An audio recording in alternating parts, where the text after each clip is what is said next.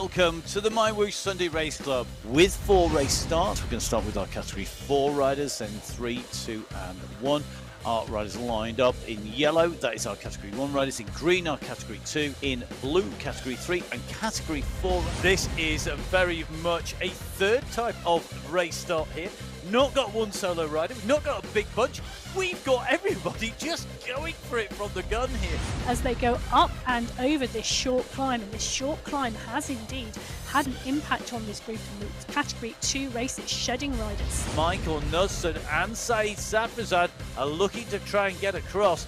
If they do this, that will mean that 4 out of the top 5 riders are UAE Clan Team Category 2 riders who've managed to hitch a lift with the Express Trainer Category 1 and are going to come up on to the Category 2 leaders. If you're in that front group, you hesitate, you're going to get caught. If you're in the back group, you don't keep pushing, you hesitate, you're not going to get in touch. They cannot afford to lose focus at all here. This is 2 riders against 4. Final qualifier, Jason Osborne. He's going to make it another win here today. The speed, he set the marker. He's the man who takes victory.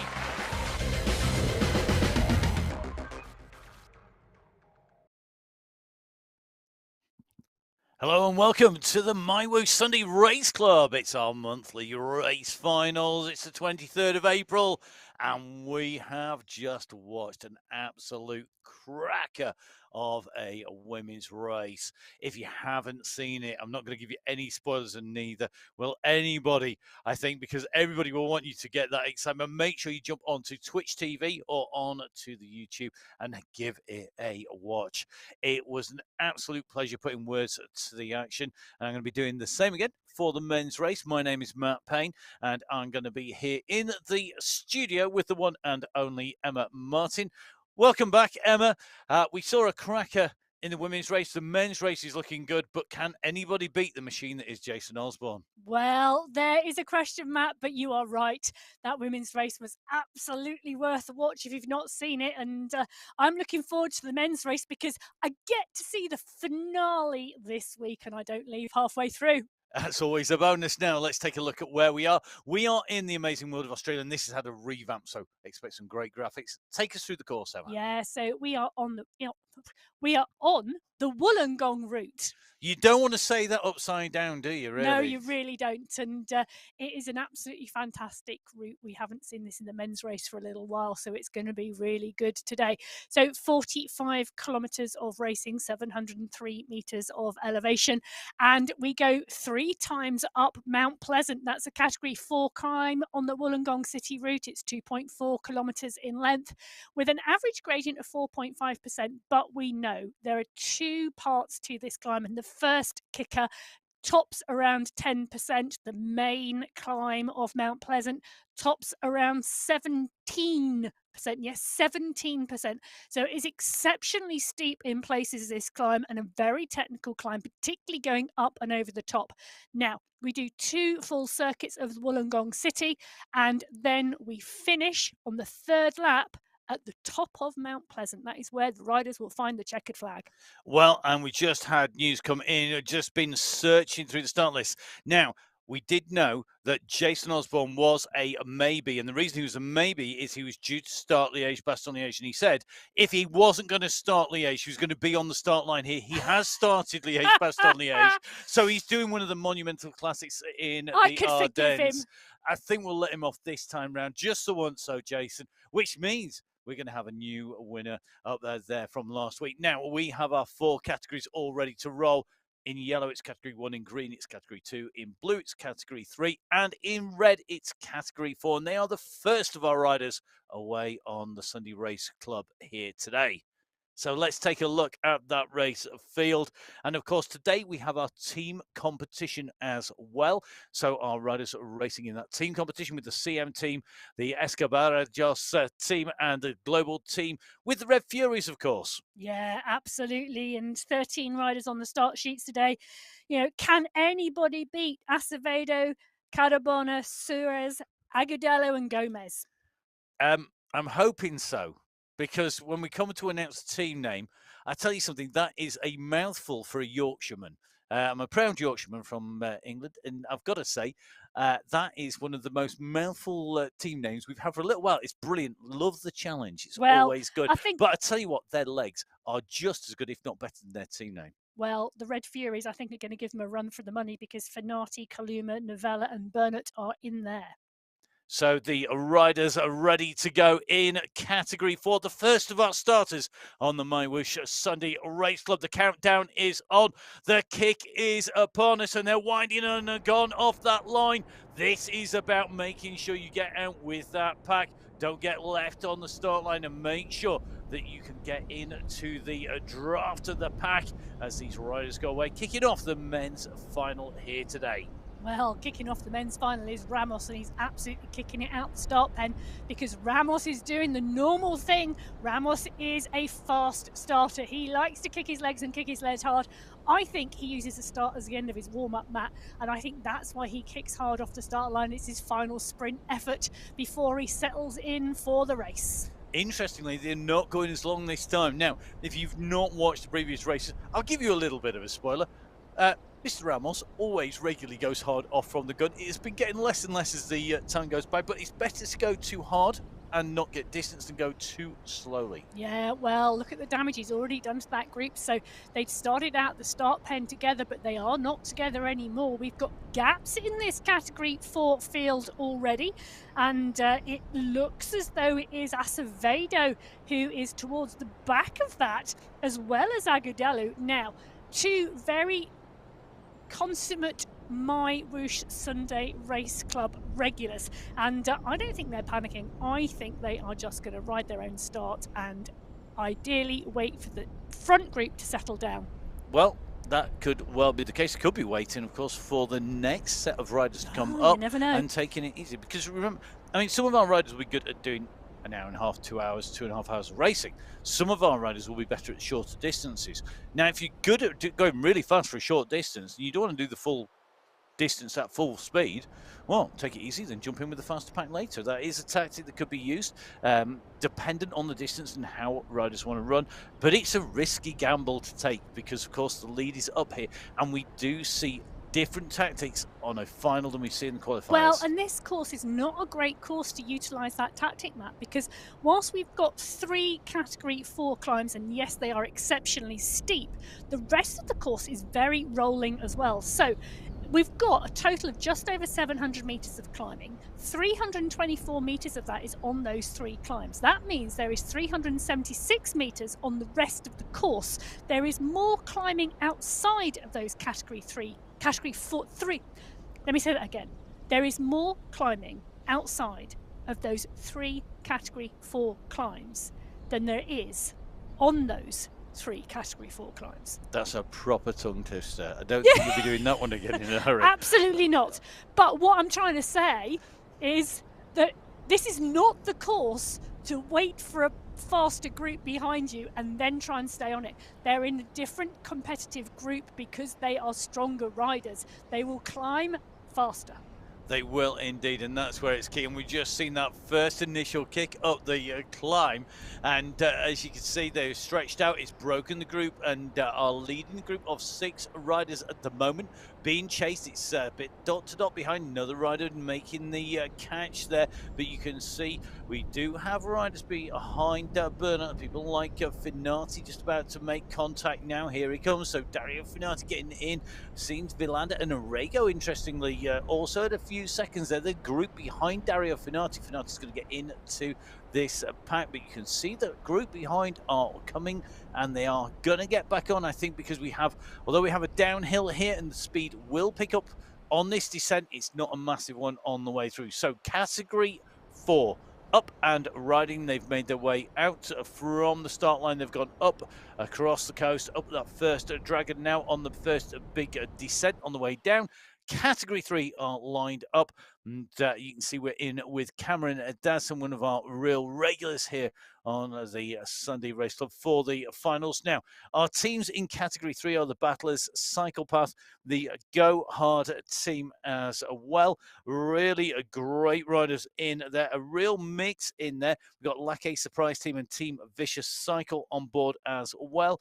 Any particular strong teams in this that you've really got marked up ready to go, Emma? Well, the two teams I think that are going to be battling it head to head are the Go Hard team and the Battlers. The Battlers have got Mark Dadson, Heath Eckersley, Michael Phillips in there, Jack Staples, always there or thereabouts. Go Hard team, Valencia Duque, Monella, Kennup. These riders have all had good finishes this month.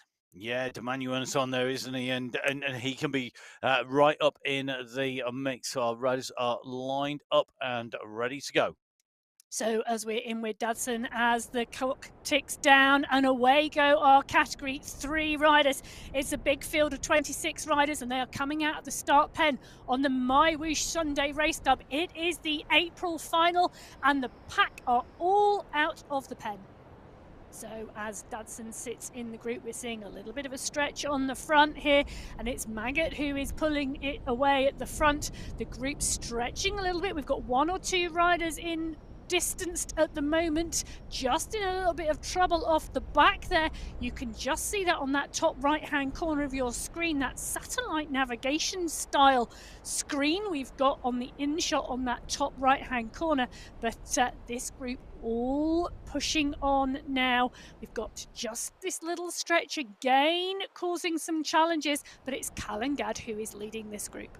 He is indeed. Now, I think Emma's going to dive in to some details and just having a check through some stats, maybe just putting the teeth back in. Whilst she does that, I am going to just run you through the screens. If you're new to the MyWhoosh Sunday Race Club, just a quick heads up of what you're actually seeing in front of you. So, as you look at your screen, top left-hand side of the screen, you can see there's a big box there that has a set of numbers in there. The largest text numbers, they are the watts. That's the amount of power that the rider is producing. And immediately below that is the power in terms of weight in per kilo. So watts per kilo. It is really simple, power to weight ratio. Dead easy. Bigger the numbers, faster you go. In the yellow box, you can see that we have the chain set, which marks the pedal revs. That is currently rolling around the 81 mark, down to 76, back up again. Heart rate, 150 on the way through. This will vary from rider to rider. Below that, you see in the grey bar the current speed, over 30 kilometers an hour, the time approaching 2 minutes, and the distance the rider has traveled, which is just over 1 kilometer. Right hand top side of the screen, you can see there's that sat nav view that Emma was talking about, so you can see where the riders are heading. The rider that's featured is the large dot, and then you'll see a number of dots behind, each dot representing a rider, so you can see what's happening behind, even if the camera's not looking backwards. Inside that box are two things. You've got the grey box, and this will change colour. The steeper it is, the darker the colour will go in terms of being yellow to orange to red. And you can see just ticking up into the 2-3% and going into that yellow, goes into the orange as we go into 5%. And when it goes red, which it will do today, that means we're on our steepest gradient. Directly underneath that, you can see that our riders are on the climb, and that's indicated by the green arrow going up the climb profile. Left-hand side is the total meters gained on the way through. Now, underneath is a bar, and that is our bar chart, which basically gives us the graph of how far along we've gone. We've covered 1.6k of 45k. That will be completely yellow when we reach the end of the race.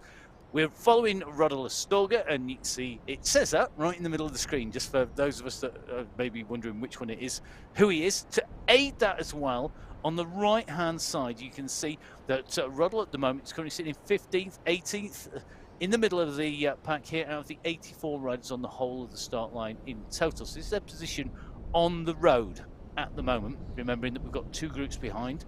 He's highlighted in purple.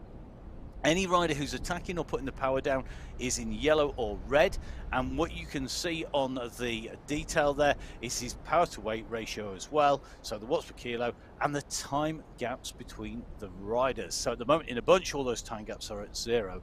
Now, right hand side of your screen, you can just see that we've got a category 4 riders. They are currently at 4.88, nearly 4.9k. We've got 2.3k on the clock for our category 3 riders. Great way to compare and contrast those riders on the way through. So Really interesting to watch that screen. Ramos again pushing on as we go over the top of this climb, and you can see his stats changing as he's putting the power down as he goes over the top. You can see that speed picking up top left hand side. You can see that he's now got a gap on the right hand side of 2 seconds, and that he's in a really rolling part of the terrain, top right hand side to it. So expect the speed to vary massively, and expect his power and heart rate to vary as he goes through. So if you're a regular statistician like Professor Emma Martin, who's across the console from me, she will be analysing all the data, all the stats of the riders, and has got more sheets of paper and figures in front of her than probably NASA did to get to the moon, to be brutally honest. Well, I don't know about getting to the moon, but Phillips at the moment is off the front of this Category 3 race, just being helped out by Martinoli here, just trying to keep this pace high. So Martinoli, Phillips, Magat, Mamba, Demunihan, Kalagad, all rolling through with this group. It's a large group of Category 3 riders, and they are a tight pack on the road. They are really close together here, and very interesting to see similar tactics in both groups. Few people pushing, but no major attacks, and that is partly because of the profile here on the course. The riders know that there are no big climbs. They're not 8, 10, 15 kilometer climbs that we're going to see on the championship coming up, for example, but we have got some incredibly steep slopes which are really instrumental in how the race is won. They are really short and steep little kickers on this course, and we see constant attacks because of it, and I think that's what we've definitely seen in this Category 4 race.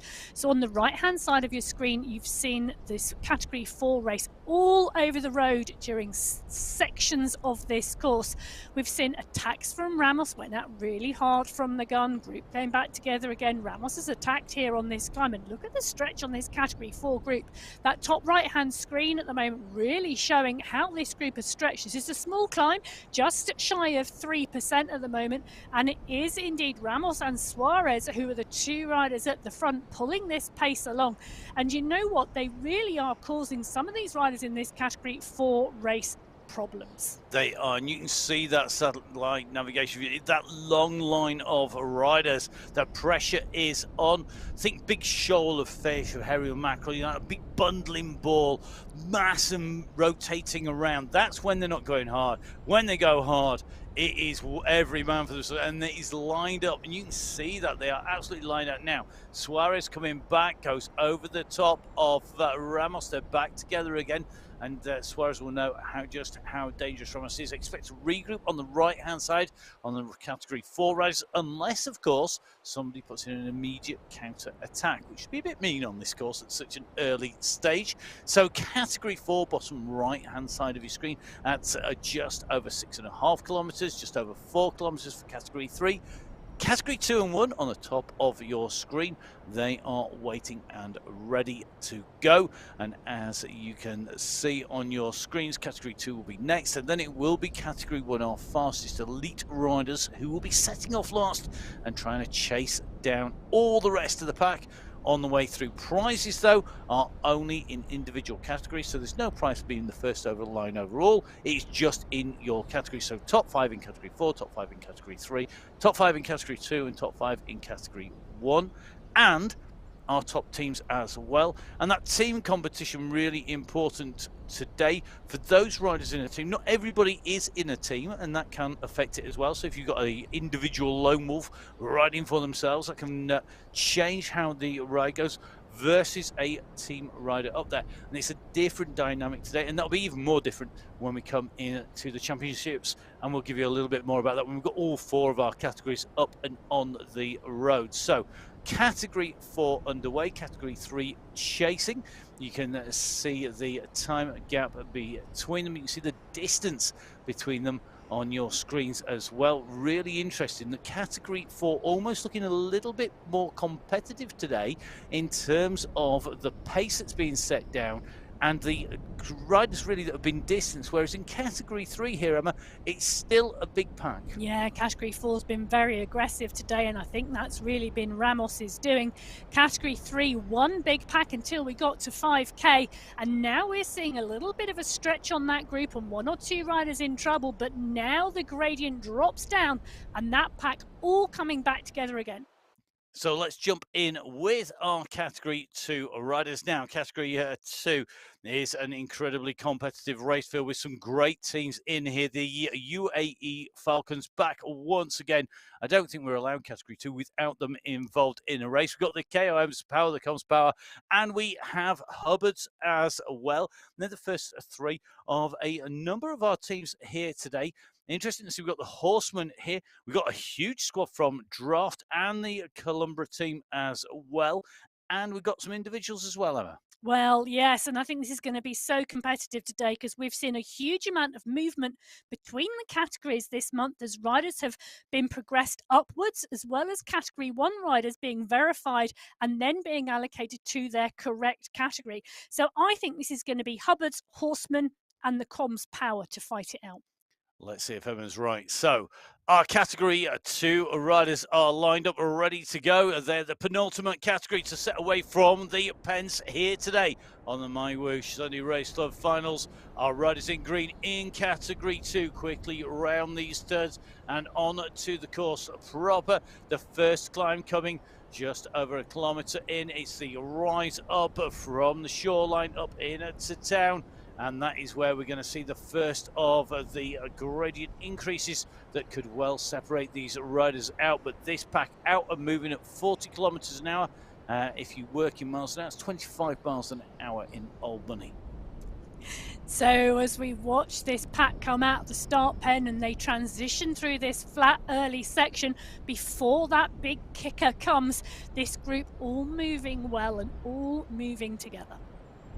They're very tight together, a very compact group here, and we've seen 3 or 4 riders on the front of the pack. You can just see those riders moving around a little bit. Remember, if you're on the front, the numbers will be in black. They'll be in green if you're in the draft, and that's a great way to indicate how these riders are pushing on. And then once you go into the draft, what you'll often find is that the riders' power to put them into the draft is not enough to hold them in there, because as they move through the pack, they're getting draft from everybody else. When they get into the very lead, they're not getting any assistance. They'll then drop back, and that churn, that spin, that complete revolving round, that ever-changing front is the norm.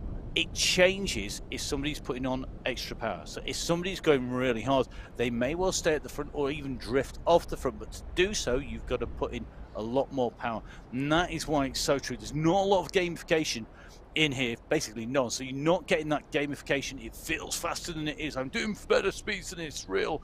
Oh, that felt super quick. None of that. This is a very real representation of how fast our riders go, and the dynamics and the physics of that are deliberately set at that. And that's why it's such a great race format when we've got 4 categories, all with a real competitive riding. Yeah, so we're in with Primero at the moment as we sweep round this right-hand bend onto this bridge, and you can see that climb coming. It's starting to kick under the wheels, and it's starting to kick at the front as well, and it's Moreno who's pushing on at the front here. So Moreno pushing on as the gradient starts to go upwards. Look at the power coming down from Moreno. You can see he's up into the red. That's an indicator he's putting serious power down. Cadizo, 8 watts per kilo. He's coming up onto the heels of Moreno. Over the top he goes. You can see he responded there to Moreno with a massive surge of power. He's gone over the top, and the rest of the riders are now scrambling to get back in. They don't want to be caught on the wrong side of a gap. Well, and that's it, isn't it? This is not a race-winning move, but what this is a move that may drop riders off the back of that group and start to whittle it down. Now, this is category 2. 32 riders took to the start line today, and 32 riders on this course. You do not want that pack that big, and I think Moreno here is trying to create a gap in the group and start to drop 1 or 2 riders every time the gradient goes up. Well, we'll see if Emma's prediction is true. 3 of our categories up and riding.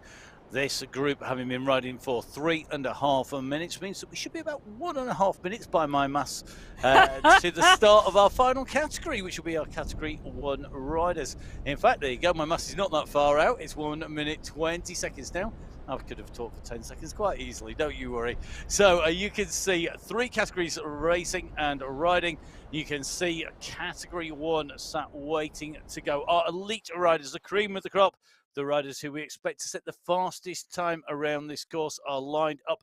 And this is a monster of a race filled with world-class riders right the way through. Our teams, well, the UAE clan team, the team to beat, as you will have seen on our rewind. Swedish Candy Canes back again, along with the Italian Gelato squad. A real strong set of squads. Great to see the international mix in here with Sweden and Italy represented. Don't give up, or donut give up, to continue the food theme. Belgian Waffles and Beast Mode powered by Rose. One of the big squads on esports racing. But of course, Belgian Waffles are probably the team to challenge the team from the UAE clan for the top spot today. Well, you say that, Matt, and indeed it's regularly been the UAE clan team in the Belgian Waffles, but in March it was Italian Gelato who took second place in the team. So I think it's going to be really competitive today. Well, Gelato score with Zanaska and Nair are absolutely flying, and away go the riders here in category one. The final race category are away. This is it. No more rehearsals. It's finals time. So as Walter sits in the middle of the pack, we've got the riders cleanly away from the start pen. They are away, and Von Haaren is the rider leading them out here. They have stretched them really long, actually, and we've got one rider in trouble at the back there. So as one rider gets distance as this group goes out onto the main course. And remember, of course, our riders here have got to have had 2 verifying rides to get in to our finals, and it should mean that our riders should be all in the right categories in theory, which is why the finals are always really competitive. Add in the team mix and the team prizes for the top teams. 3 riders to qualify to set that time bar, and these riders know that they have got a big race on, and this is a very fractured start here. We are seeing riders yo-yoing around at the back of this group. Now, on some of our courses, you can take your time getting going, you can take your time building up, and you can time trial your way into the group. This is not one of those courses. This is all about being there, and that's why you're seeing the whole of the UAE clan team there, led in by Mr. X100, their road captain, looking so strong. Yeah, so some of our courses, you're quite right, Matt, 4 or 5 kilometres out the start pen, pretty much flat. Today on this Wollongong City route, we've got around 1 kilometre of flat before we get to a really steep kicker. So the riders will come round the next corner and move onto the bridge over the water, and the climb lays it out in front of them. And it is a really steep section of course. So positioning out of the start pen, absolutely key on this course. It is indeed, and I think we're going to see some really interesting mixes in here, because we've got our teams, but it's about 50% of the riders are team riders, and they are going to be looking after each other. The other 50%, well, they didn't need to worry about tactics. They can choose and pick where they ride. So it's going to be really interesting to see where they end up on the way through. Hassan Sultan, for example, a rider who we know is going to be in the mix, riding individually. Van Haren's the same. Rakad Al Thib, another rider who can put the power down. At the moment, right on the very front, you can see the pressure is being applied, and it is stretching this group out. And as the speed picks up over the top, watch out for gaps in this group. So the front of the race at the moment, Lionel Vujasin right in the mix here. Vujasin for the Waffle squad, right on the front with Kaminsky in there as well. You can see Michael Kaminsky, he's been getting the miles in actually outside quite a lot at the moment. And interesting to see his riding. He's been putting in some serious distance on and off-road. Well, he's on the turbo trainer today, and at the moment he's got the turbo engaged because he's managing to stay in with this leading squad. David Darn in there, Said Safrazad, Popovic in here, Van den Eyck, Oyer in there, Kayan in there as well, Naska in there. And we've got Phil Grace, a man who we've not yet seen reach the front. Is this a record? We've reached 2 kilometres and Phil Grace hasn't gone on the attack. Patience, Matt, patience. I'm sure we will see him later. Now, interestingly, on the right-hand side of your screen, this is the lead on the road. This is our Category 4 race. They are at 11.4 kilometres into this race now, so you can see the difference. And they are on that first ascent of Mount Pleasant. So that start of the Mount Pleasant climb comes at 9.5 kilometres into this race. They've gone up over the first section and they have done the descent, and they are now on the final main part of that climb. Well, they certainly have, and they are being chased by everybody, including Lucas Zanaska, who's decided he's going off the front. 8.1 watts per kilo just coming from Zanaska. That is a proper kick. It's not a sprint, but this is early. This is a very unusual place to put the power down. Let's see if he's going to really open up any kind of gaps. And we know Lucas Zanaska, he's an absolute consummate rider on esports. He's a great rider on MyWhoosh. He's got some serious track record, hasn't he, Emma? He has indeed. Zanaska was second in our March final, so Zanaska is not one that these riders want to let go clear.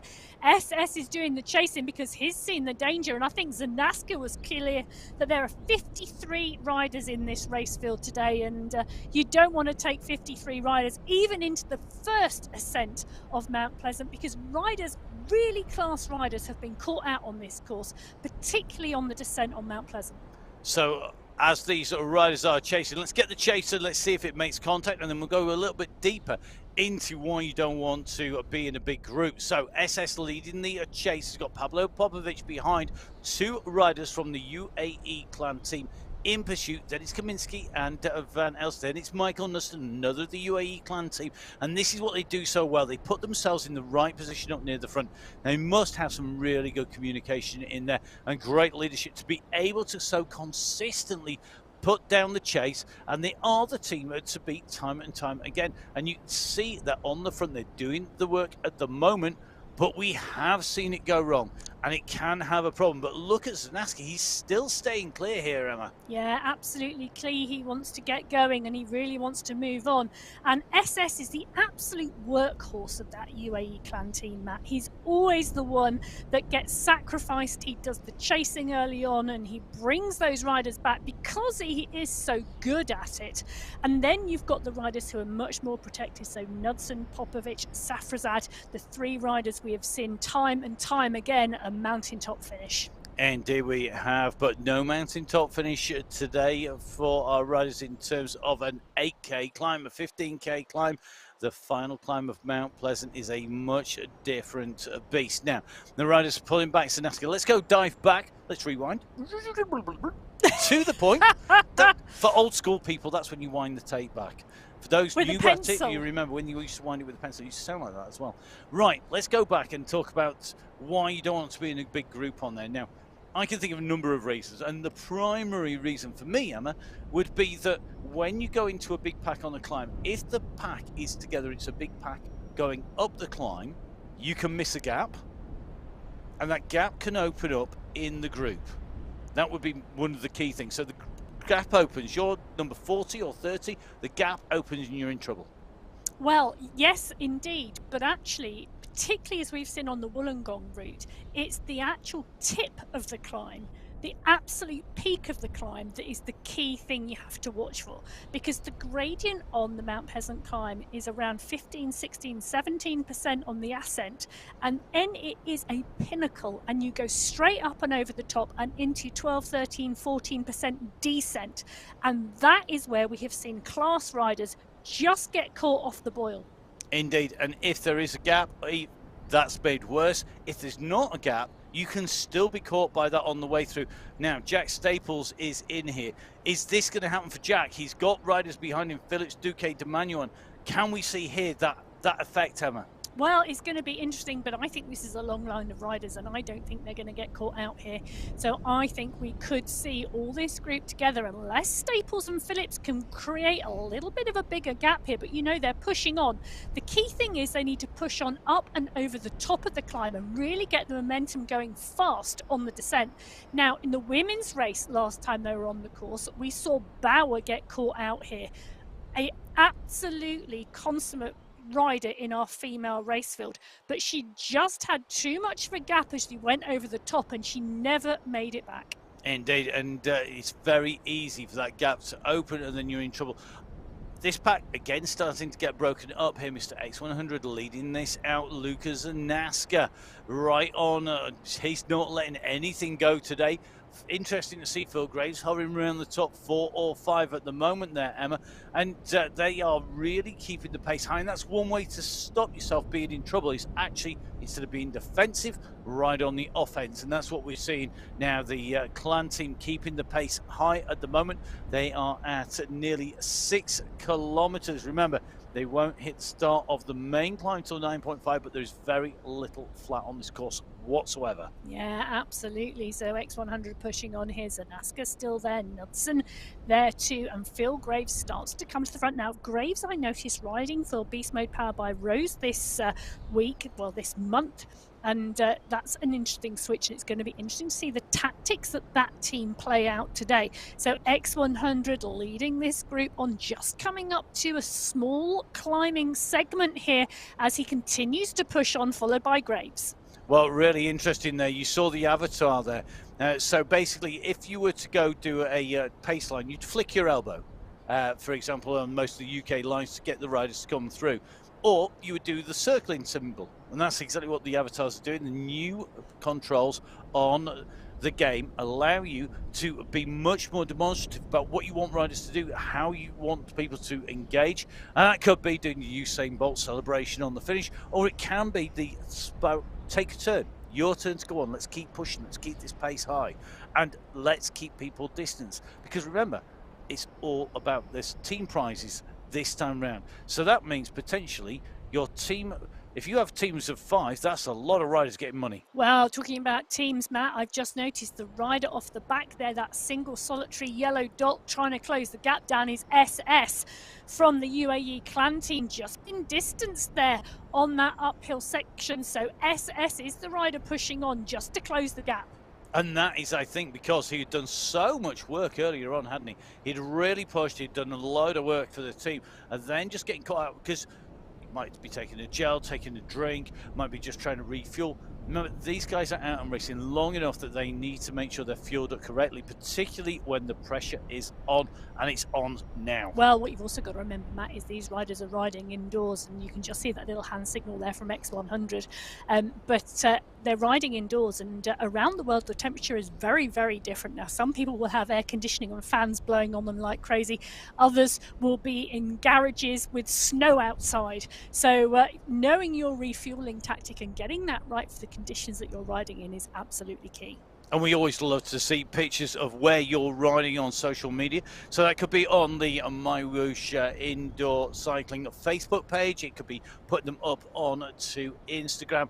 Make sure you tag in the team at MyWhoosh. If you're going to put them up, get those pictures up there. We love to see what our riders and our competitors are up to. We like to see where you're riding and racing, if only so that we can have Pain Cave envy ourselves on the way through. So please, guys, make sure you tag in at MyWhoosh. Make sure you tag in at Biking Emma, and make sure you tag in at Matt Fixer Pain. I'll happily share mine. Where I ride, my Pain Cave, if our riders share theirs. How many are you going to need to get before you're going to do that? I think I'd like to see 10 Pain Caves on Instagram before I share mine. You're cheap, you are. I want 100. Anyway, back to the action. We've got our Category 1 race on the left-hand side of your screen, the Category 2 race on the right-hand side of your screen. Now our Category 2 group on Mount Pleasant for the first time. You can see that gradient under their wheels, just shy of 8% at the moment, and we've got riders dropping off the back, but we've got a big group of strong Category 2 riders. Now, Category 2, one of our very strong race fields. 10 riders in this race field have finished in the top 5 this month. Now, with only 3 qualifiers, it's been a short month because of the championships. That is a competitive field. Caligula is the rider pushing on here, going up over the top and down after the first short, sharp climb. The main part of Mount Pleasant still to come, and the momentum these riders are taking in, particularly from this pack, look, they are going to snowball straight over the top and utilize that momentum round this corner and onto the early stages of the next part of the climb. And the tactics here really interesting. You almost want to be at the back of the group over the top of the first part of the climb, so that you can then use the momentum and the draft of the downhill to snowball through and to catapult your way onto the start of the second part, because this is steep. 13.9, now 14, 15, heading for 16%, 17%. This is absolutely going to hurt. And this is where carrying momentum and pace into the first steep part is really key. We've got it easing in the middle. It kicks again at the end. But if you can carry the pace, this is key. And look at Primero and Cadiz here. They are opening up time gaps here. They carry pace, carry momentum, spat the way straight through, and it's splitting the group behind as well. We are starting to see riders distance, people who can hold on those 2, 3, 4, 5, 6, 7% slopes, and not necessarily those that can stay on the steeper slopes. They're on this climb, they're on the right of your screen, category 1 on the left hand side of your screen. We're riding in with the one and only Phil Grace, former professional Ironman. Yes, triathlete. And there are a number of different sporting backgrounds in this pack, from triathlon to mountain biking to cross-country skiing to judo and jiu-jitsu as well, I think. So lots of people from different sporting backgrounds coming to esports and esports cycling, as well as our esports specialists and our road racers, track riders, mountain bikers, all coming together on the platform today. So as Graves sits towards the front of this group, we've still got a really large pack of category 1 riders, and in front of them now is the first ascent of Mount Pleasant, starting to climb 3% at the moment, but that is easy. It is going to get to around 17% before they get to the top. It is indeed. So lots of steep gradients to come. So you can see Phil Grace we're riding in with at the moment as we come on to this climb. These riders really fight for position. Interesting to see Martin's moving his way up in with the front of that pack. A rider who had a great ride last week. The riders really are pushing here. There's a lot of red coming up on the screen. That means that there is some big power going down. We are seeing the numbers going up from 6 right the way up to 8 to 9 watts per kilo. Really interesting to see, though. This pack is still together and it is not really shedding any riders. So the first ascent of 3 is underway here on the MyWhoosh Sunday Race Club, our men's final for our category 1 leaders. David Dunn right up with Saeed Safrazed, Michael Kaminsky up near the front of this group. And now we start to see riders being distanced off the back here. But quick response there, not letting themselves go too far off. That looked like a really big power kick from the back to come back on. Now, might be mistaken, but that looked like that was Mr. X100 actually just off the back and having to respond and move up through the pack there. Really interesting to see. The pressure came on, the riders come over the top, and we're now into the descent before part 2. Yeah, and it's interesting, isn't it, Matt? X100, we know, really good on the longer, steadier climbs, these short, sharp kicks. She's just not got that really top-end power that some of our other riders have got, but always then making the choice to time trial or attempt to time trial back, you know, again, a rider that knows their strengths and how to use them, regardless of what the rest of the pack are doing. Indeed. Now, here we go, part 2. Phil Graves. We wondered how long it would be. He's gone on the key a moment here. We sometimes see Phil going on the attack early. Sometimes we see him going on the attack late. This time round, he's pushed on the second part of the climb, and it's doing damage. Look at the riders behind now. They are starting to lose bodies off the back. You can see that on the sat-nav view. You can see it on your screens on our camera view. This is tough stuff. We're talking about riders now traveling at 14 kilometers an hour, 15k an hour in this pack. This is not easy. This is really, really hard. Well, the quality of this race field today, Matt, in this men's race is absolutely outstanding. So Knudsen, Zanaska, Nair, Vujasin, Noren, SS, Bjorklund, Bjarhead, Dan, Mare. You know, these riders absolutely seriously strong. You know, X100 is in here as well, Von Haren, Graves. We've seen these riders time and time again put in fantastic performances, and now at the moment we're starting to see riders getting distanced now in this race field. So X100, one of those riders, just here with David Dahn. These two riders just off the back of the group. Christoph Thiem is the rider they are chasing. He's covering the back of that large group with Simon Walter ahead. So X100 now doing what he does really well, picking his own pace and riding regardless at that pace and pulling the riders in front back. So you can see the riders on the way up this climb. This is when it really counts down. It eases here across this middle section, these middle slopes. It comes down in gradient. When we say it eases, it's not easy, believe me. Having ridden this course plenty of times out here. No, actually ridden up up here. I'd like to say with, but it was a long way behind SS and Miss X100, in fact, on this course. I was a long way back. I was with them on the start of the climb. I wasn't with them by the top. And I think they were taking it easy. This is where you can build up some momentum for this top section. So this top section, really, really key. Yeah, so we've got Vujasin leading this group out with Zanaska and Van Elst. Martins, who had an outstanding race last month, so last week, should I say, so a rider on form, just covering there as well. Mare is there, Theme is there. These riders looking really strong. Safrazad showing himself towards the front of that group too at the moment, but it's still a really large pack as they roll up and underneath the banner, indicating that they are at the top of Mount Pleasant for the first time. So here we go, all of our leaders over the top of climb number 1.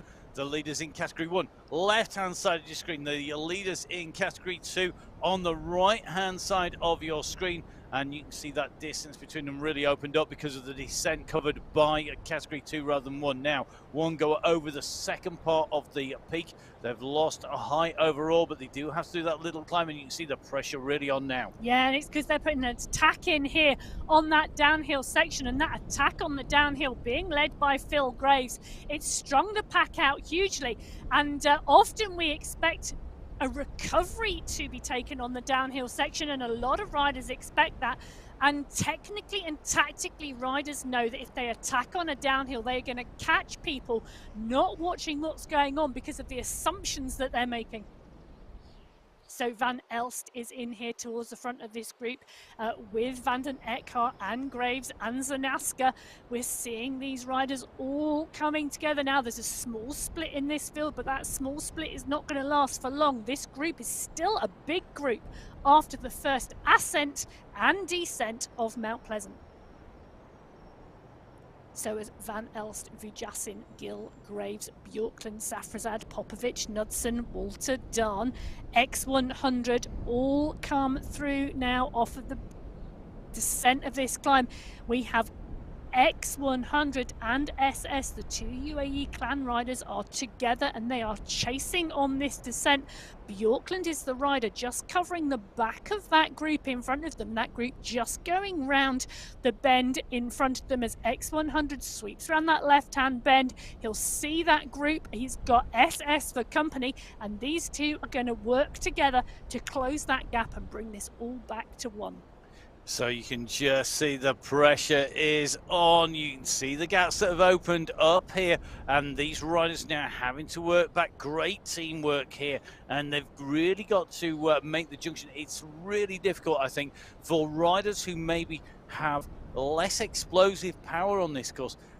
It is a climber's course to some degree because it has very, very steep gradients, but because they are relatively short, and because the climb itself is not that long with rest in between, you really do find that somebody who can sprint and recover can get there. Yeah, and as we saw in the women's race last week, because the women's race rode in Australia in Wollongong last week, it really suited different riders to those courses in Arabia that have a long climb finish. So where we've seen 10 or 15 kilometers of climbing with a category 1 or a hot category climb at the end of the Arabian courses, this Wollongong city route really favors very different riders. So, you know, those riders who can hold a strong time trial pace for 20-30 minutes versus those with a really high power and a really explosive kick, the Australian course is much more suited to that latter rider. So great to see that we've got so much action out on the course. Our riders really working hard and continuing to push on here. The riders continue to try and increase the pace as they go up the climb to wind the riders off the back. They've broken the riders down. Big race field, Emma, at the start of the race, 53 riders on the start list. It's already come down massively, and we've only done one ascent. This is really, really key, is that it really is a very tough course. And we're going to take the left-hand bend here. This a key moment in the racing for breakaways, particularly where the finish of the men's race is. We often see riders putting some pressure on this spiral turn here. So the riders coming into this turn, our camera's showing, you've got riders winding it up on the front. It's a nasty little kicker because it goes over 12% on the inside of the bend as they go over that turn, and look at the damage it's doing. It's again stringing riders out. You get distance here. It's hard to get on because it's fast on the other side of this this spiral turn. It is indeed fast on the other side of this spiral turn, but you can see the stretch on the group. But I think this group are all going to come back together again. Now, we started with 53 riders in this Category 1 race, and we are pretty much down to 18 in this pack. Now, at my counters, they continue to mop up the back of the other race fields who started in front of them. Brilliant to see. And look at this, you've got a rider trying to hook in here in our third category.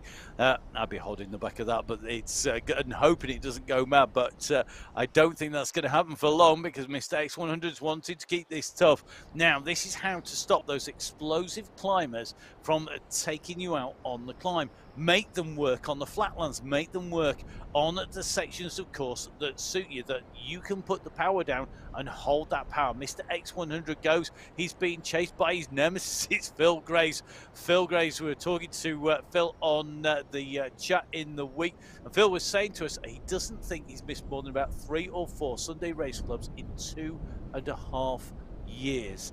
Huge supporter, a great rider, and has battled against Mr. X100, I think, pretty much from the start. So 2 old adversaries now united at the front. Will they work together, or will there be friction? Interesting to see. Well, they've got 5 or 6 seconds now on the pack as X100 is continuing to pull on the front. Graves in too. It's Zanaska starting to come to the front of the group behind as it stretches to 6 or 7 seconds. It's only 1 or 2 seconds more, but it is continuing to grow. So X100 and Graves on the left-hand side of your screen, the pack on the right-hand side of your screen, and Knudsen and SS and Safrazad are coming towards the front of that group. And yes, they are the teammates of X100 who is down the road. I think if they are going to make their way up, they're going to just try and mark out any moves in pursuit. Now, the chase has come very quickly here. You can see our 2 leaders are right up there. Knudsen marking out Vidal Mayer. Mayer was the man who chased there. So Vidal Mayer riding for the Italian Gelato squad of Zanaska, Nair, Noren and Mail. Mail, the rider who was leading that chase then, but marked out very quickly by Michael Knudsen. Not wanting to see another rider make it into the front group without another rider from the UAE clan team getting there. Very interesting racing, very tactical. Now, here we go. You can see we are going to see Category 3 catch, I think, the leaders in Category 4 by my calculations. I don't think anybody has gone off the front. Oh, I take that back. There is no, they are all pretty much together by the look of this. So this is our leading 2 groups on the road. Category 4 and Category 3 making the way around. They are at 23 kilometers. Yeah, and I note 6 riders in that Category 3 pack, 7 in that Category 4 pack.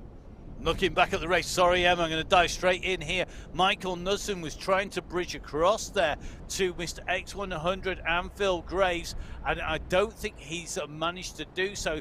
He was chased back down. Martin Martins is one of those riders who quickly responded to Knudsen's move across there. He couldn't make it, and Knudsen shuts off the throttle. They're back all over the front, keeping the power down, and this is again trying to help Mr. X100 and Phil Graves get some distance. Yeah, well, they are getting a little bit of distance, and they're coming back into that kicker over the bridge that we saw as the first climb out from the start pen. X100 and Graves 6 seconds back to Van Elst and Martins. They are at the front of that group behind, and you can see them on the camera shot as X100 continues to push on. Graves continuing to work behind and stay on his wheel. They've just gone past Stefan Proust, one of our Category 2 riders, and Proust is about to see the pack come up on him as well as X100 and Graves continue to push on, and that gap just stretching a little bit further, you know. It's 8 seconds. It's not huge, but it's really, really making the riders behind work. They are really having to work like crazy to get in there. And this is very interesting. Now, Kaminsky right up at the front of the Donut Give Up team, trying to get back in a touch. But look at this. Knudsen once again trying to break clear. Now Popovic is going to try and do the same. If these two can go clear, they are absolutely decimating the group behind. They are going to make some kind of contact, I think, but you've got to watch here. It's going to be very interesting. If he comes back, I think the last thing Mistakes 100 wants is to see the entire bunch come back. Teammates, yes. Bunch, no. Well, as we said earlier, there is just such class riders in this field today. World-class riders in this field today, and it's Popovic coming through with Knudsen, Kaminsky, Martin, Safrazad. You know, they are all not allowing Knudsen to go, as Martins is the next rider to kick. SS is going as well, and I think this is all going to come back together again now, because SS is making the juncture. Vujasin is here as well, so this is going to be one big group again, Matt.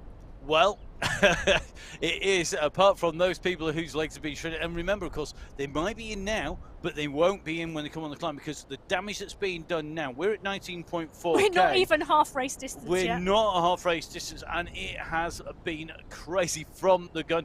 This is one of the hardest courses, I think, to race on. It's also one of the best courses to race on. One of the most exciting to watch. It certainly is, and that is because it never gives these riders really much rest. The most rest you could get would be off the top of Mount Pleasant down, but you never can, because there's always somebody going to have a go on the way through. Now, left-hand side is Category 1.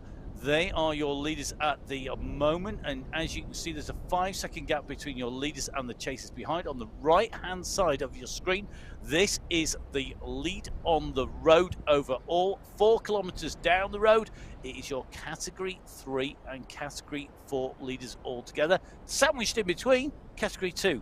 At the moment, they're in no man's land. They've got Category 1 chasing behind. You've got 3 and 4 forming a big group on a fast section of course, which will aid everybody in that big pack. Well, yes, it'll keep them clear of the rest of the riders behind and ensure they remain leaders on the road for a longer period of time. But that group very shortly are going to come into the next set of hills, and that will be Mount Pleasant for the second time.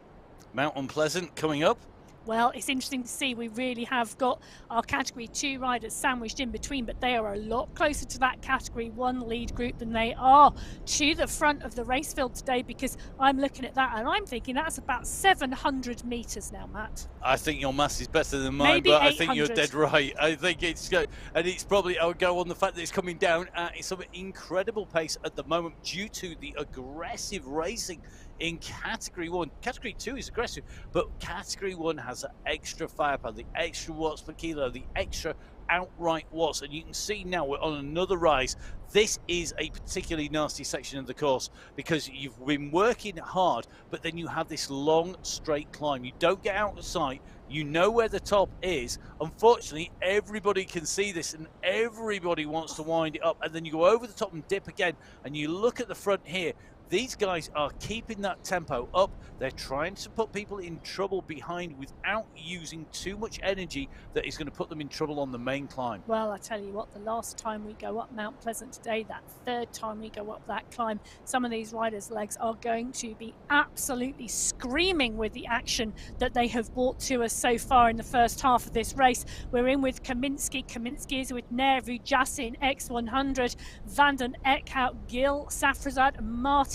Phil Graves is here too. Absolutely class on their bikes as we continue to roll through Wollongong. So here we go, just starting to make the climb here, running up on to the next steep kicker. Basically that faster descent now onto the next steep section of a climb. And that's how quickly we transition from one ascent into the descent. Really, really quick changes of gradient here in Wollongong. Very representative of the course out there. And of course, we've got some very key people in MyWhoosh, people like Kevin Potton and Matt Smithson, who know this course inside out, both in real life, and of course on the platform as well. And it certainly shows that it's produced a fantastic course to race and ride on. Now, left hand side of your screen is your category 1 leaders, right hand side is our category 2 leaders at the moment.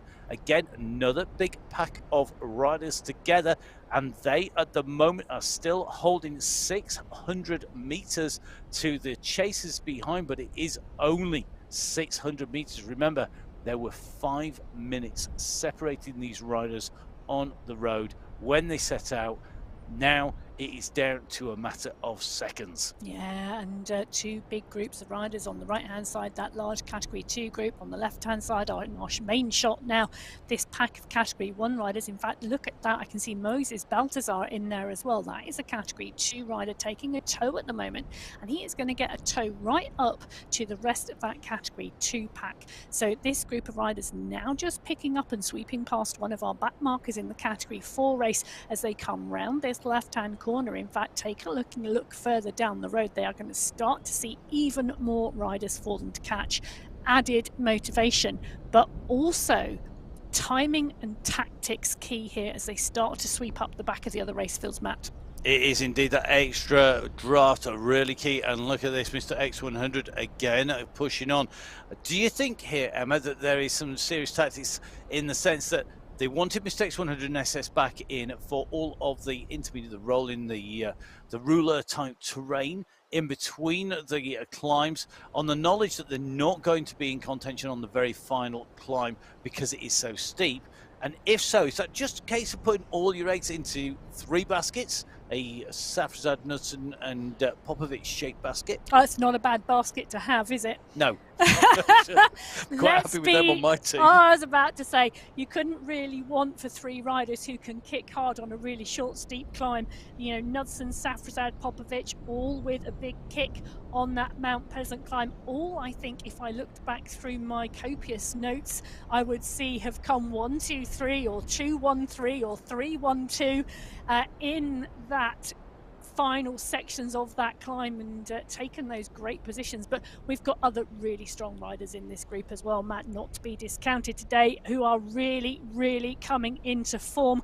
You know, we've had Nair, Vijaysin, Martins on the podium this month, so looking really exciting for the latter stages of this race. It is indeed. Now, giving us a precursor of that, you are starting to see a separation between the red and blue riders, the riders in Category 3 and 4 as they come up onto this climb. It was Category 4 who set off first. It's Category 3 leaders who are the leaders on the road. You can see the blue riders with the extra power to weight, the extra category up in terms of ability. Well, they are leading the race out at the moment on this climb. You can see coming past our spectators, this is a 16% climb here at the moment. It goes up and kicks and then it eases, and that's where you've got to be in touch. If you're feeling the pressure, if you're holding on for grim death at the moment, you've got your fingernails just about holding onto the bars, you need to keep sticking it in there, because if it in there as it goes over, as it eases, you've got a chance of recovery before the next kick. You still got to be able to recover on the climb, but that is key. Those 6 riders in that Category 3 race very well matched on that climb, as we start to see X100 still just out front there, but this group all motoring together. They've got a very short period of time now till they too come to the bottom of Mount Pleasant. They've got a few undulations and a flat run until they get there, but it's X100 again just stretching the front of that group. He's really making the rest of the teams work. Vidal Mez, Zach Denair in there. You're seeing those riders in there, Van der Niekerk, Theme, all up at the front. Really interesting to see that we are seeing Italian Gelato working very strongly as a team. Now, we said we were going to talk a little bit about the championships. We'll try and squeeze as much in as we can. But this, I think, is very interesting when we come to the championships. We're seeing these teams working together more today, I think, than they have done for a long time. And I think one of the reasons for that is because they are making sure they've got this dialed for our MyWhoosh championships that come up next week. We'll finish here today on the Sunday Race Club, and then it will be a 2-week gap for the Sunday Race Club, and that's because we have the MyWhoosh championships, 7 stages across 8 days with everything from the time trial to the epic mountain stages coming for both the men's and the women's, the $1 million prize pot, and of course, we've got team competition in there, and being able to ride as a team is going to be really, really key. So making sure you've got that dialed now, is this is your last chance to really make sure it is absolutely 100%. You've got it nailed on. Well, let's be mindful. We're riding 45 kilometres today. The MyWhoosh Championships for the men, 460 kilometres. So a huge amount of racing and lots of thinking and planning to do from a team perspective. That's well over 10 times as much across the days. It is. It's only in 7 days of racing, not 10. So that gives you an indication. There are some absolutely monstrous days, including the climbs of the Jebel Yes and Jebel Hafid on the same day, just to make life really difficult, all within the same distance. And don't forget, of course, we're going to be bringing you all of the action here on the MyWhoosh YouTube channel and, of course, on Twitch TV / it is MyWhoosh Live. Don't forget, of course, that you can catch up on social media as well. It is at MyWhoosh on social media. And, of course, you can get in touch with us. We love to know what you're up to. It's at Biking Emma and at Matt Fixer Payne. And, of course, make sure you tag us and MyWhoosh in on all of those posts. We do have quite a lot of social media posts flying around over the course of the week, and it's always great to get tagged in. Well, talking about flying around, our Category 1 lead pack have split in two, and the front pack have just come round that corner, and in front of them they can see this Category 2 leading race field. So this Category 2 race field, there's a Category 3 rider in there as well, but it's a large pack, and that Category 1 field just coming into view behind, about to make the chase now. I am going to take a punt here, Matt, and I am going to say that someone in that Category 1 race field is going to attack and go over the top and keep that attack going as they go past this Category 2 race field and come into the next climb of Mount Pleasant. I think that's very brave. I don't think you're wrong, but I don't think that any of these Category 2 riders are going to be able to stay with Category 1 because of the difference in terms of power to weight, the watts per kilo that are going to be kicked out. Category 2 now see the leading riders in Category 1 coming up on their heels. There's not much aerodynamic draft here because they're doing 20 plus k an hour, not 50 plus k an hour, and that's going to make a difference. You can see this pack winding itself up now as they come on to the slopes. 10% gradient as it increases here. Remember, this is part 1. This is the entree. We've got the main course of the climb to come after our descent. A little bit of a pause to take a little bit of a breath, and it doesn't last long before you get the next load heading your direction. And at the moment, look at this group, Emma. They are together here. There are a number of Category 2 riders fighting to stay in, and if they can stay in to that descent, they're going to go. Interesting tactic by Tortoretto, gone hard on the front to go clear, just coming in, giving himself some room. If he can stay with them over the top, and they are getting there, he's got a chance to open some big time gaps on anybody not in this group. Well, again, out of sight, out of mind, and I think that's what he's tried to do because he knew that Category 1 pack would come over the top and mix with the Category 2 pack.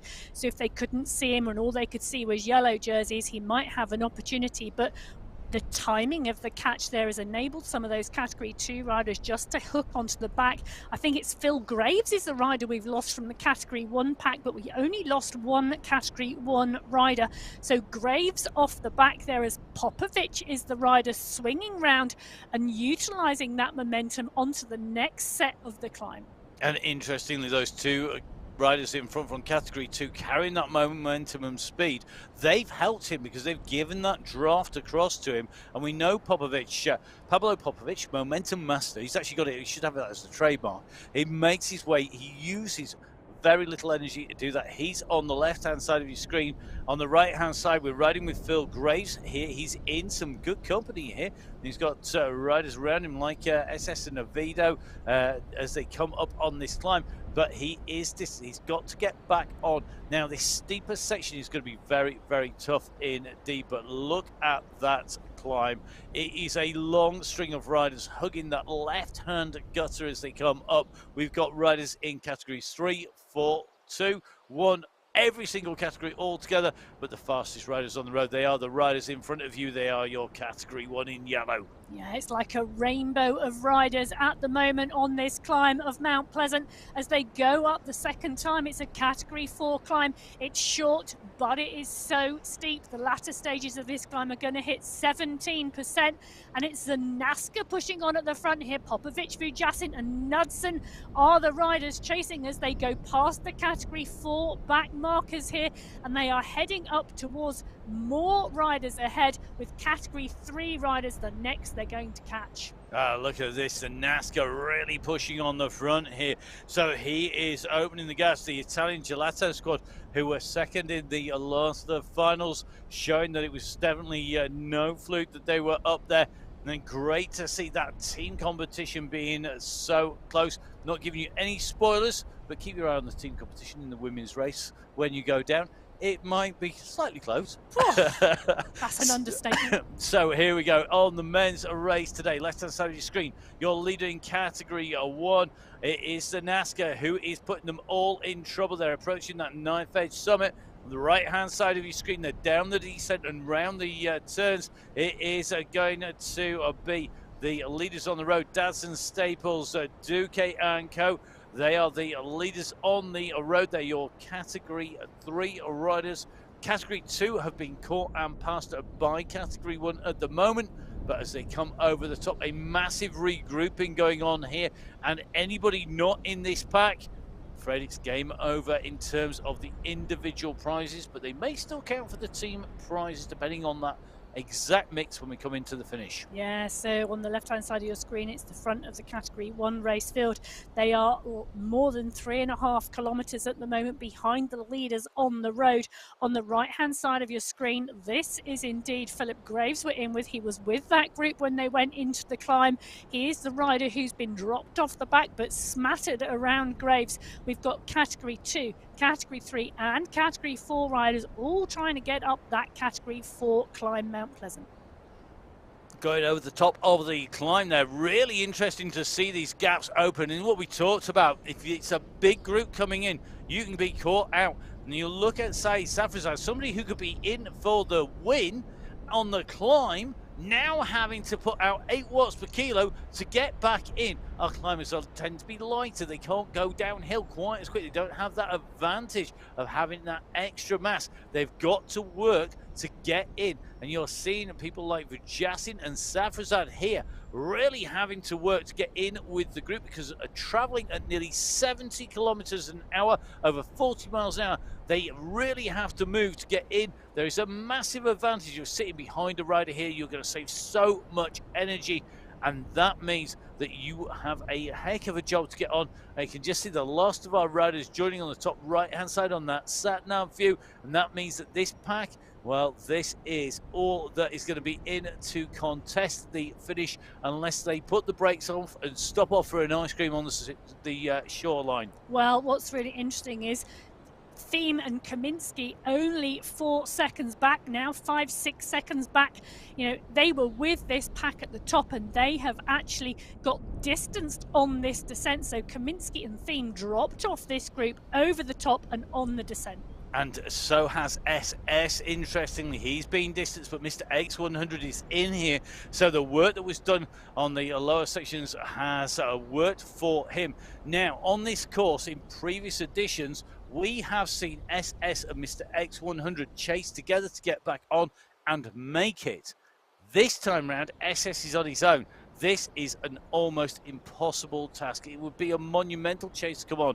And the guys on the left-hand side, the Category 1 leaders, will know that the UAE clan team have lost the rider. They will be able to see that on their screens. They'll be watching the live feed as well. And that means that they know they're going to push, and they're going to push hard on the front. And this is going to be a key moment down here into that spiral turn is going to be absolutely critical. Well, and it depends completely, Matt, on what this lead group do, how much they attack each other and how much they just sit up and look at each other, as to whether SS picks up Thiem and Kaminsky and those 3 riders can make the juncture back to this lead group. They are the lead group just going round the corner, just out of sight ahead as SS continues to push. But we've got a bit of a push coming on the front, and it's Knudsen and Norrin who are really working hard and just catching a back marker in that Category 3 race. It is indeed Knudsen who is doing the damage on the front of this pack. So Knudsen trying to go clear on the front of the pack. SS is at about 20 seconds back. It's about 10 seconds then to Kaminsky and the other chaser behind. They are in trouble, partly because the pack is trying to respond to Knudsen. So the riders are going to come back onto Knudsen's wheel. Pablo Popovic and Knudsen are together. They've got Said Safrazad in there. So those are the three, aided, of course, by Mr. X100, who's also made that. So that's 4 from the clan team, and they're showing why they're such a difficult team to beat. Now, onto this steep gradient around this left-hand turn.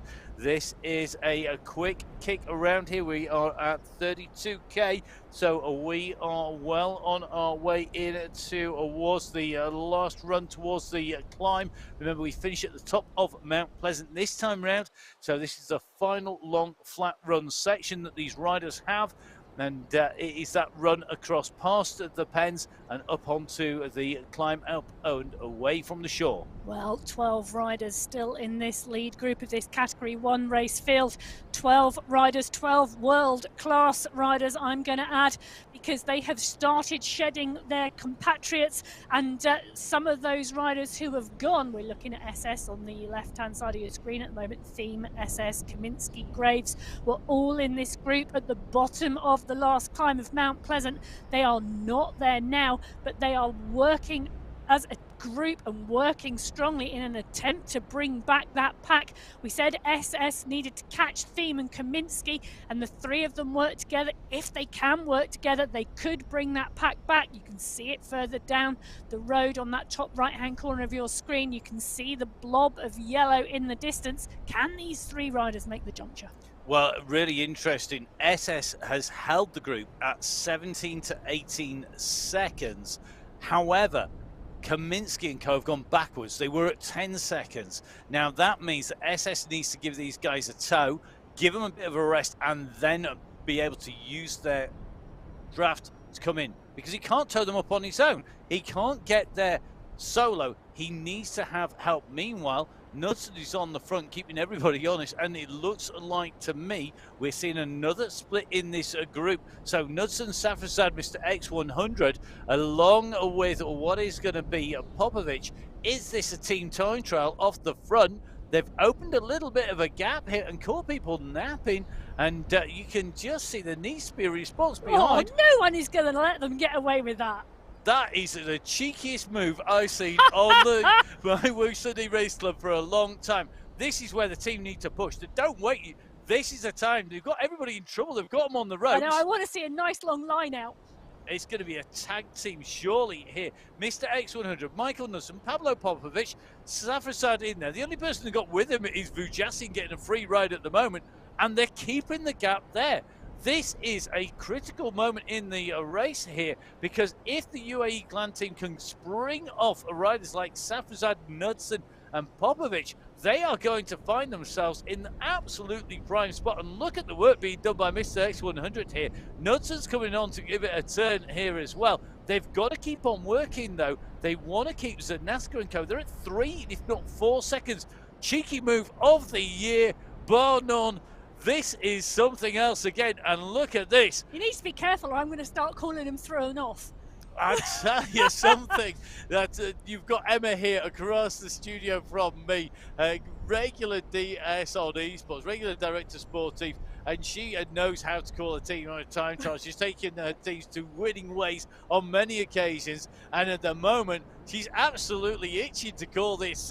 Behind you can see panic stations. Mare, Zanaska, Van Elst, Norren, Van den Eckhout are all the riders who are chasing behind. But what the front group's got to be careful, they don't split themselves up. They need to work together. And now this chase, this concerted chase behind, is going to see them lined up in front on the climb. This is where it's going to be key. Will they stay away? And if they don't stay away, how much energy have they used? Because the guys behind, there's almost as many in front as there are behind now. This is critical. If I was on that front group, I'd be working, I'd be shouting at everybody, whether they could hear me or not, to really push now and to push over the top, make these last few meters that the chasers have got to do count, because this is critical. Will they be able to get back? Remember, you've got 5 in front. You've got 4 chasing here. Zanaska, Noren, Vanden Eekhout, and Mel. They know the danger in front. They've really got to push. Noren now giving it absolutely everything to get back on. But he's on his own at the front and he needs some support. Well, I hope he's going to get some support, because if these groups could come back together again, it's going to be a fantastic last lap round Wollongong City and up the last ascent of Mount Pleasant to that checkered flag. Van Elst, Zanaska, Noren leading them through. Noren continuing to kick and trying to get on the back here, but the front group of riders continuing to put the power down, even though they are now up and over the bridge and on the descent. So that's the left-hand side of your screen. Right-hand side of your screen, you've got the chase by SS, the Theme, and Kaminsky, but they are really going to have it up against them, because you can see the pace at the front of the race. Left-hand screen at the moment is absolutely crazy, because you're seeing Johan Noren giving it absolutely everything. How long can one man chase the 5 in front? I am willing him to make the back of that group. Well, I'll tell you something, if he makes this group, that is going to be 6 riders in the lead. And that means that they've caught the group behind Nappin. And that was a really cheeky move on the flat. It got them cleared. They almost drifted off the front, realized they had the gap, and then they hammered it. And on that climb, when they came together and they were at their closest, it looks to me like Noren's the only one who's got across now. He can't afford to sit in with the riders in categories 3 and 4. They're not going to have the pace. Even if he takes a brief rest, he's got to get onto the wheels of the riders in front. This is critical. It is indeed, and if Noren can just get onto that bunch ahead, the 12 riders who went over Mount Pleasant and went into the city will become a group of 7. So 5 riders not making this group, and some class riders now sat 7 seconds back. So Zanaska and Van Elst are 2 of the riders who have not made that group, but not all credit to Johan Noren making the juncture across and working like an absolute stormer to get that back. And Vidal Mayer, what a ride by him. I mean, he's right in that group there. He's one of those riders, I've not been, I've missed him on the way through almost, because he has made the junction as well. So Mayer and Noren joining the group. I mean, I'll tell you something, this is a really tough stuff. And now look at Zanaska. This really is interesting. These riders know they've missed the boat. They know they've got to make this cross. There are 5 prizes individually, but just as importantly, you've got those team prizes that are key. Yeah, so Zanaska and Van Elst now pushing. Nair is there as well. These riders now looking to make the junction, because the gap is down to 2 seconds. You know, it's just 2 seconds to that leading group, so this is not all over yet. And that group of 7 could become a group of 10. What action here on the MyWhoosh Sunday Race Club. I mean, we are just seeing attack after attack. And look at this on the front. Knudsen knows he doesn't want to let them back in again. He can push at the front, but they're coming behind. And it could well be that instead of having 1 or 2 chasers at the back chasing a large group in front, we've reversed it in the matter of a few seconds. We're going to have Knudsen out the front, and then you're going to have a big pack chasing behind, because, of course, you're not going to see people like Popovic and Safraside surely chasing down their own teammate on the front. That is not the kind of move, because Knudsen, let's face it, he's a rider who could take this to the finish. Come on, there's a really fine balance, isn't there, of not chasing your own rider down as they attack off the front, but there's also the beat of not letting the riders get onto the back of the group and keeping the pace high enough to make those legs hurt behind you. So X100 here trying to come across to Knudsen now to give Knudsen some company. Knudsen out front, X100 juncture onto the back of Knudsen's wheel. So we've got 1, 2 UAE clan team side. Safrasad coming across as well. Pablo Popovic is there too. Zanaska is the next rider with Nair in that group. And my gosh, their legs must hurt, because they have done nothing but chase, chase, chase. So Safrasad goes over the top of Knudsen. We've got 1, 2, 3 for the UAE clan team. Fujasin is the next rider, and Noren making that massive effort to close it down last time, but I think this group is all going to come back together again. Well, I'll tell you something. I think for me, it's indicative of how much damage has been done by this constant attack. And the guys who went clear on the front then had volume. They had the groups together. They could open the gap. They then could sit in a group of 6, 7 riders. And that then meant that they didn't need to do as much work. And the chasers behind were having to close that down. So you've got almost more work being done by the chasers. That is really tough stuff. Really interesting to see. Let's lead into it just a second. Let's go across to the riders who are just up the road. These are the riders who are the lead on the road in the blue. They are category 3 leaders here. You can see it's still a good sized group of what is going to be 7 riders, I think. And they are looking very, very strong at the moment.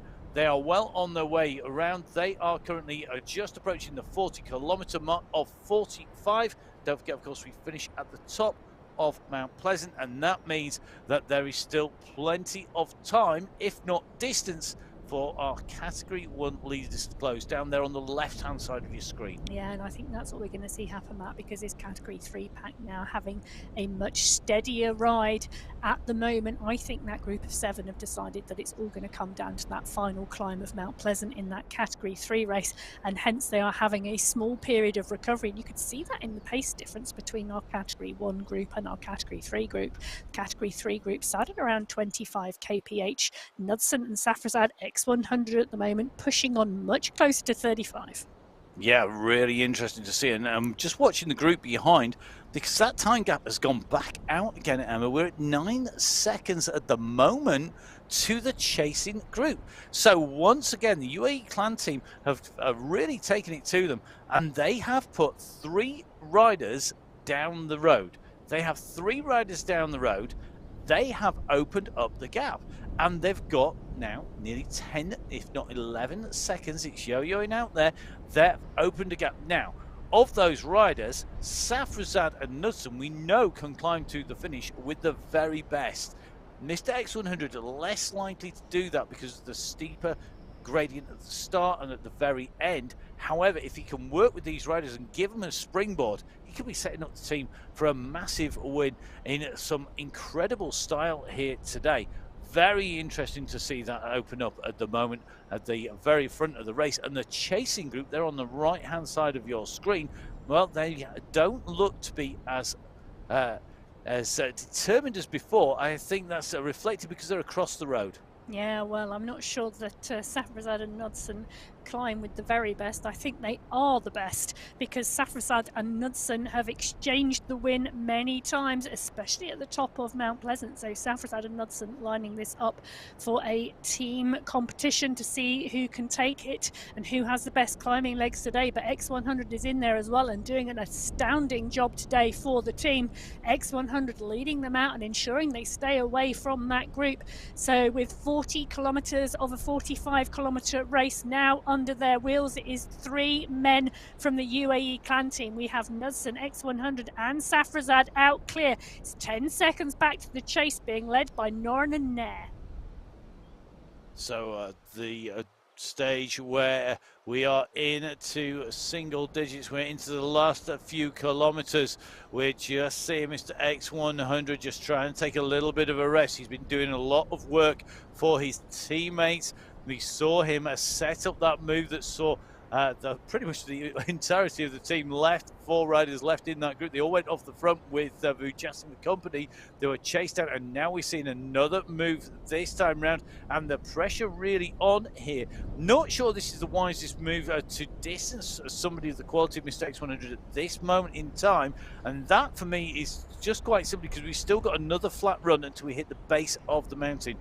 You really want Mr. X100 in there burying himself, give the other 2 guys the maximum lead going in. Yeah, absolutely. And there's only like 400 meters now until they see the front of this race field being led out by Jack Staples. It is that Category 3 pack. There are 7 riders there that our Category 1 leaders are going to come across, and a strong race and a strong ride by those Category 3 riders today. Yeah, absolutely brilliant ride, and really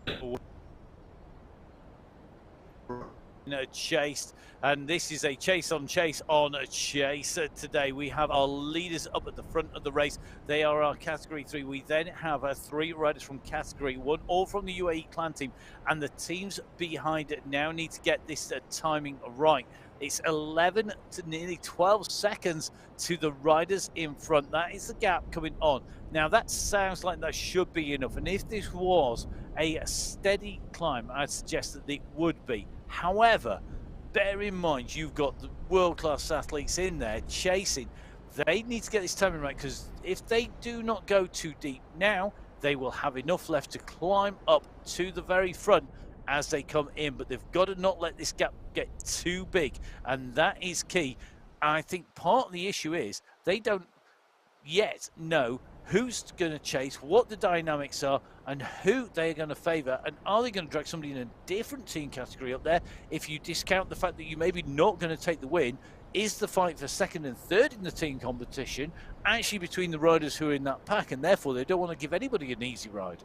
Well, it's interesting, isn't it? Because Zanaska and Nair and Norin are all part of the Italian Gelato, and they had a cracking ride in the March final. Vujacin is Belgian Waffles, but I think he is the only one of the Belgian Waffles who'll be the first counter to come in from there. So I think it's looking like it's going to be the UAE clan team and Italian Gelato Matt who are going to fight for this team competition. Well, it's going to be very interesting to see what happens. We're into our final few kilometers, but what a final few kilometers we have for our riders. You can see at the moment that we are riding in with Duque. These are the leaders on the road, about to get caught by the fastest riders on the road. They're the category 1 riders in yellow, closing on the category 3 riders in blue.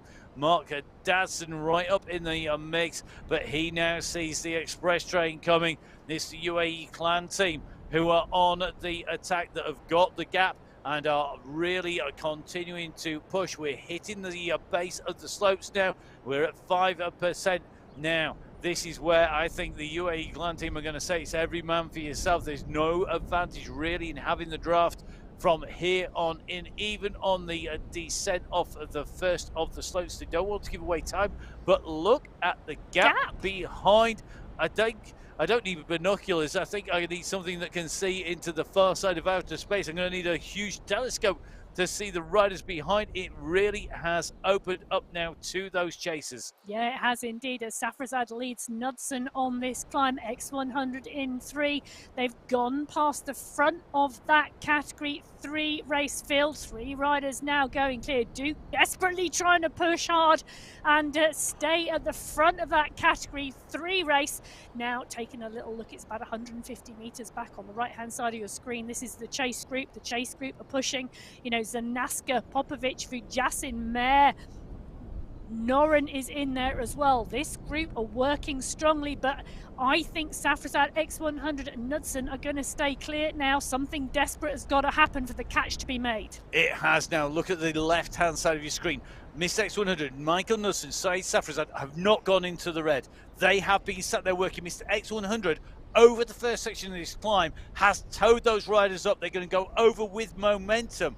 They're going to carry the pace. Right-hand side of your screen, that screen has been red and yellow all the way up this first section. There's been somebody fighting, struggling, battling on that screen all the way up. Left-hand side, they took it steady. They are saving it for the second part of the climb, for the main part, and this is where it's key. Look at the riders coming down here now. They are absolutely flying. Mr. X100 is going to lead them on to the climb, onto the second part, onto the final kick in. There's no more downhill now. It's uphill all the way to the finish, and it's being led out by Mr. X100. Well, there's a battle underway here because Knudsen, X100 and Safrazad are fighting it out. 3 men pushing on and pushing on hard. They are absolutely giving it their all as we start to see Safrazad come to the front. X100 move to the back. Knudsen sits in the middle. Is this going to be a Safrazad-Knudsen battle yet again on the climb? Oh, it's going to be surely. And I'll tell you something, it is going to be a battle royale. Remember, there are 5 individual prizes. There are prizes for the top 5 teams. It's been set up today by that UAE clan team. Perfect timing for coming into our MyWhoosh Championships, but the gap is starting to open up to Mr. X100. What's the gap back from X100 to Zanaska? It's 10 seconds separating Mr. X100 and the chase behind. The gap has come down. The pressure is on behind. And Pablo Popovic, now that he doesn't need to worry about dragging anybody up for the draft, he's on the offensive. So the top 4 riders on the road are UAE clan team. But look at their chase. Vujasin, Zanaska, and Nair. They want some of the action. They know they want some of the prize money. They are chasing hard here.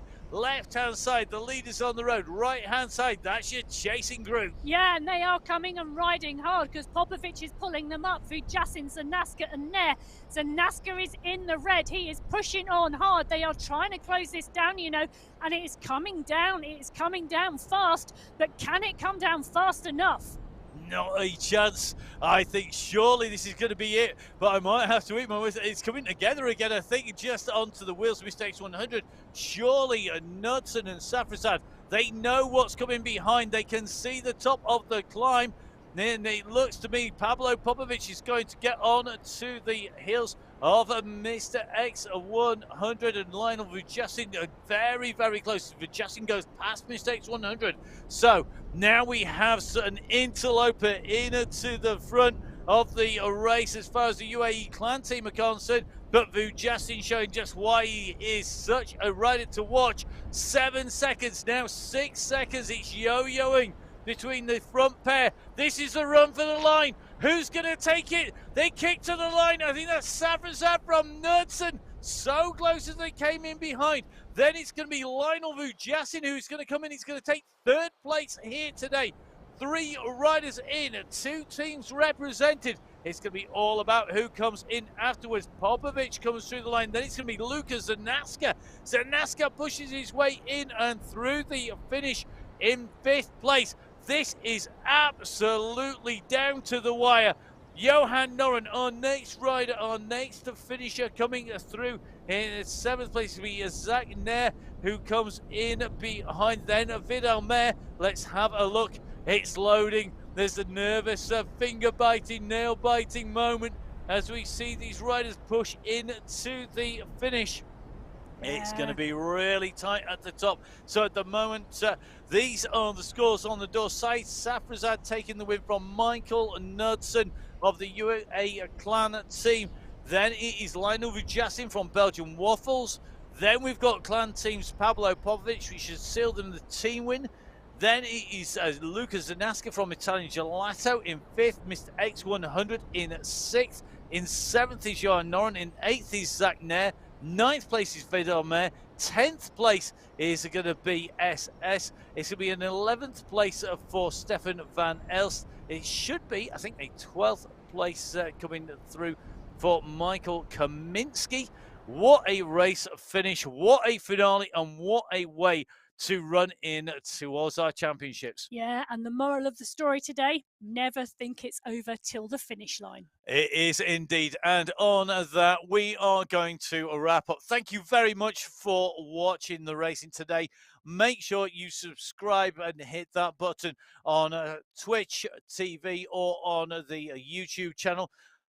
It's been an absolute pleasure putting words to the action. You can follow me at Matt Fixer Pain. Emma, where can we find you on social media? You can find me at Biking Emma. Get in touch and take a look as well at all the MyWhoosh platforms. Yep, you can catch up with the results on MyWhoosh.com. Remember, those results will be live until the end of the race, then unofficial until verified, and that will be the final result. We are going to be back. It's not going to be on Sunday. It's going to be on Friday because we kick off 8 days, 7 stages of great racing on the MyWhoosh Championships. Make sure that you are riding or watching to see history being made. From all of the team at MyWhoosh, from Emma Martin and from myself, Matt Payne, stay safe. We'll see you then. Goodbye. Bye.